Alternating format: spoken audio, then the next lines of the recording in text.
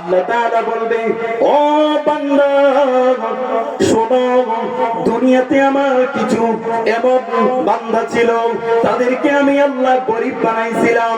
তোমার দরজার সামনে তারা হাত পেতেছিল, খাবার চেয়েছিল, পয়সা চেয়েছিল, অনাহার ছিল, তোমাদের কাছে চাইছে, তোমরা দেও না দিয়া তোমরা করলে কি গলা ধাক্কা দিয়া বাহির করে দিলে।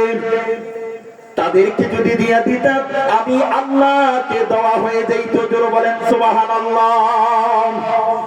কোটি টাকার সম্পদ অথচ যাকাত দেয় না, যাকাত আদায় করে না, গরিব মিসকিনের হক আদায় করে না, ওই সমস্ত লোকগুলো জাহান্নামে ডুববে। নাউযুবিল্লাহ কইতেন না? বেনামাজি, যাকাত আদায় না করনেওয়ালা আমাদের সমাজে আছে না নাই? কথা বলেন, আছে না নাই? আছে। 3 নাম্বার, وَكُنَّا نَخُوضُ مَعَ الْخَائِضِينَ।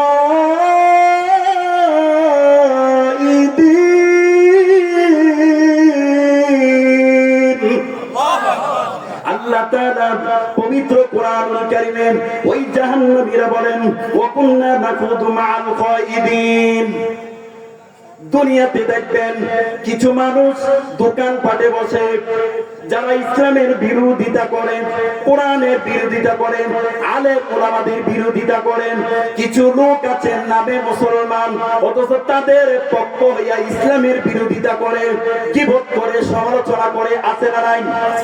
জোরে বলেন না কেন? আছে না নাই?